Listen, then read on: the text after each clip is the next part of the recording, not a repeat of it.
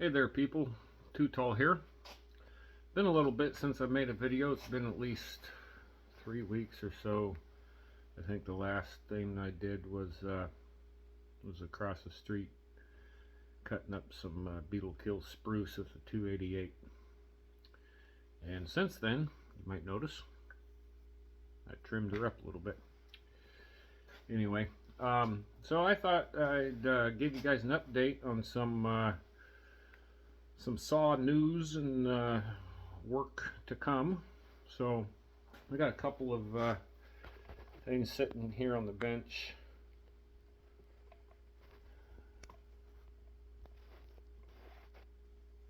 Let me grab my stool so I can sit. Alright, that's better. Alright, so been a few things acquired here recently. One of which is all tore apart in pieces. This is a, I can't remember what model it was. Here's the housing. It's a McCulloch Mini Mac 35. Now I've got a little Mini Mac 110, which is just the newer version of this up on the shelf over there. Anyway, this came to me and dribble a little gas down its throat and then pop off, but it wouldn't do any more than that. So figured something carburetor related and tore into it. Sure enough, these are kind of a nightmare to get into because they're so compact. You got to take the entire saw and housing apart. And anyway, the carburetor diaphragm is toast, and I just received a new one in the mail.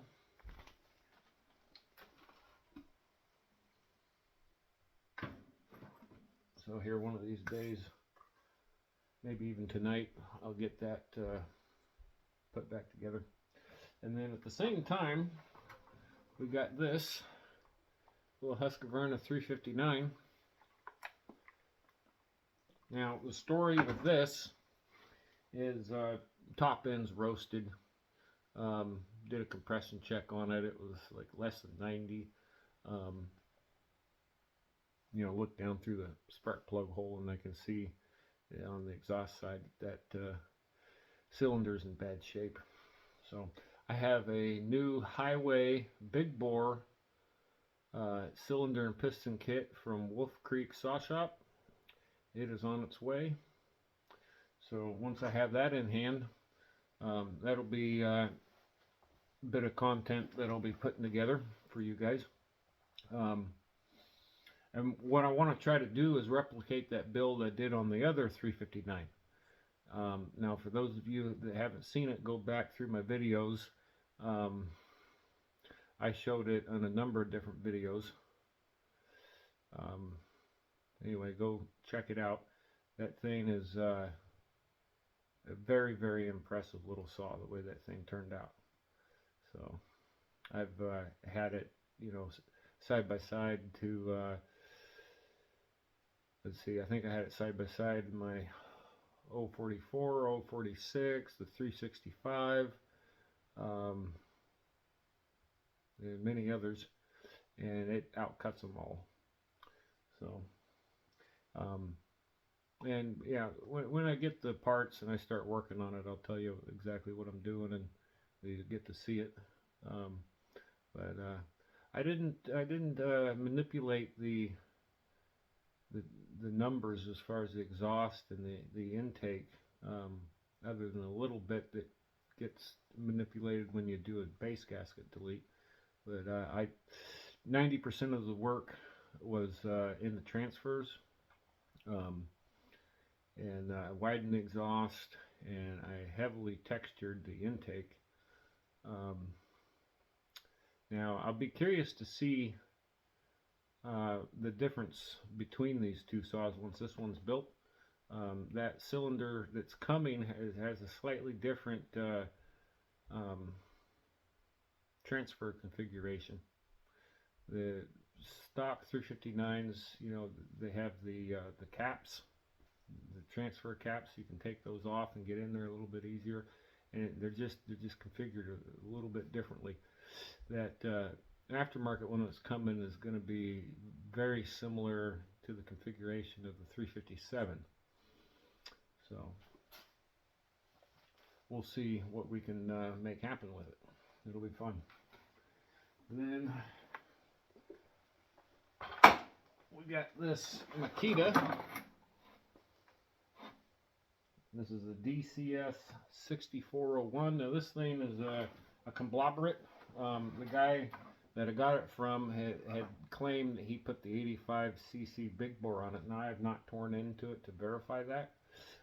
When I got it,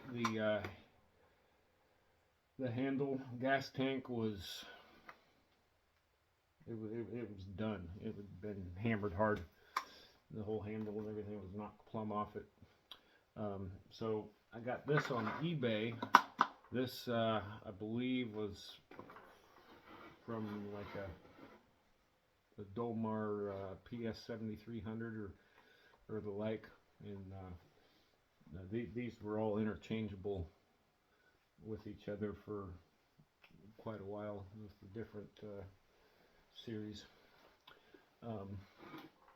Anyway, so this thing it fires up and runs, but I am suspecting that it's got an air leak of some sort.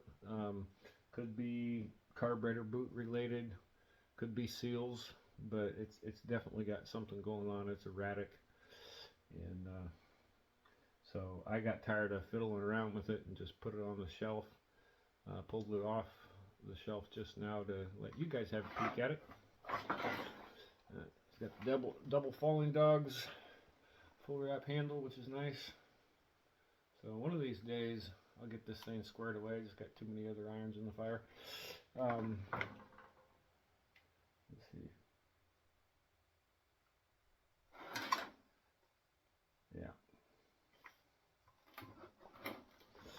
And then the other one is up on the shelf over there. I'll pull it down real quick.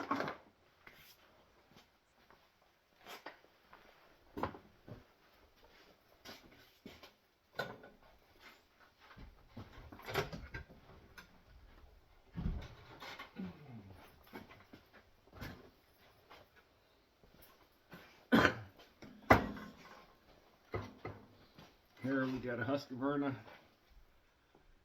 162 SE.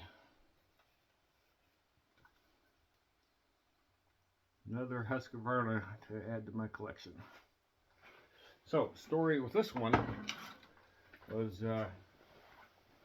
it was given to me, or rather it was given to my son, and I horse traded him out of it. And so the top end was completely roasted on this. Now, mostly what I wanted with the saw was just to be able to, you know, set it on the shelf, add it to the collection. So now, you know, I'm starting to get a pretty good lineup of this chassis of saw. I think the only one I'm lacking to complete this chassis would be a 268. Yeah. I got the 61, the 162. I got the 66 SE and the 66 XP. And I've got I got two 272s. So yeah, the only one I'm lacking, and unless I've got a brain fart, is 268.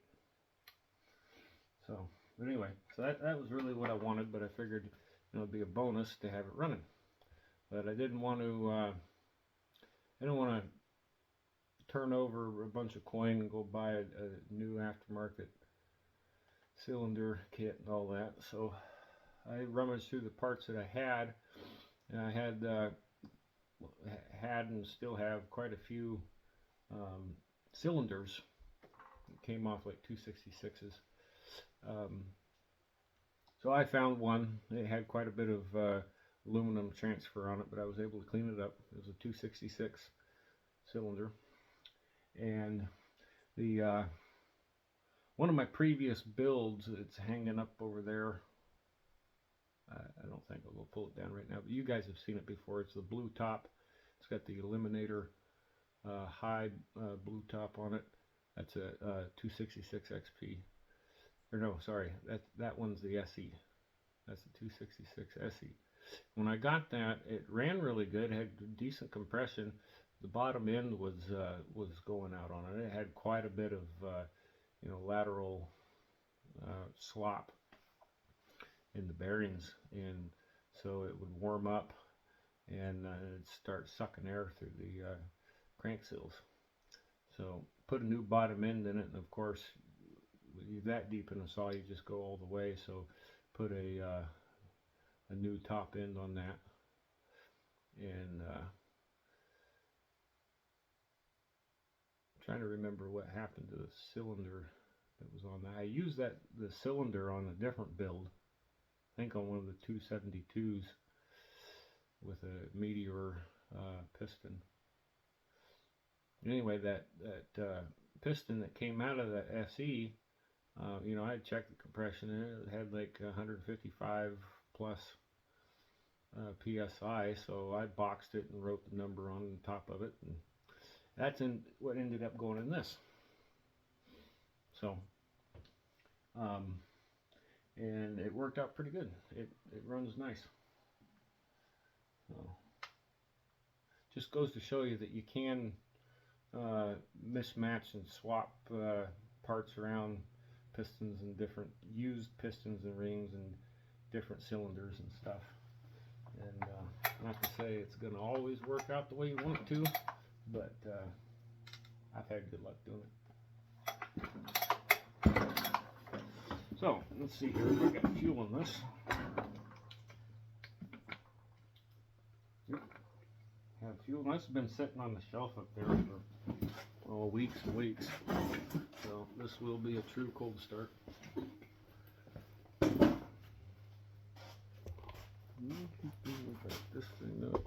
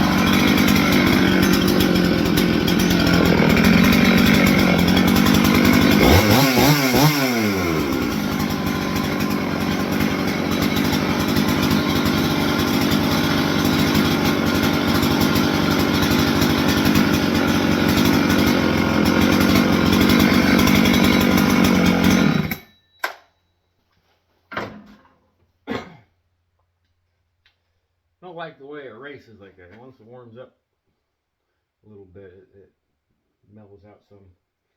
But the low idle obviously needs to come down. But anyway, yeah, another great saw to add to the collection. So pretty pleased with that. So anyway, so I think that about sums it up for today. Just wanted to show you guys those few saws there and give you an update to some upcoming content. So, and I guess one piece I did forget to mention is I also have bunch of parts for the 372 on order. So let's see, I got new crankshaft, a highway. I've got try to remember all the different pieces now.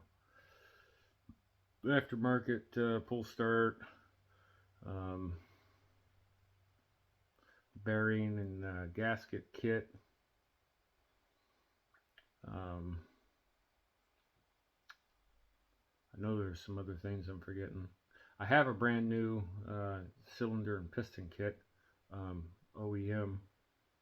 I haven't made up my mind if I'm going to use that one, or I have a good used OEM cylinder. I just need to get a piston to go with it.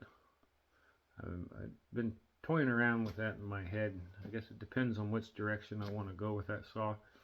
You know, if I want to experiment with, you know, my porting numbers and stuff, probably be wise to use the old OEM cylinder opposed to the new one.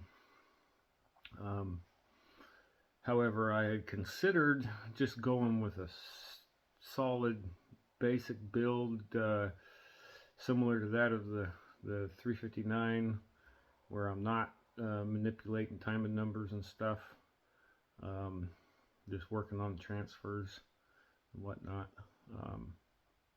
If I go that route, then I may use that new OEM cylinder and piston. We'll see. So anyway, hope you all are doing well, and you take care now, wherever, whenever you might be. Bye.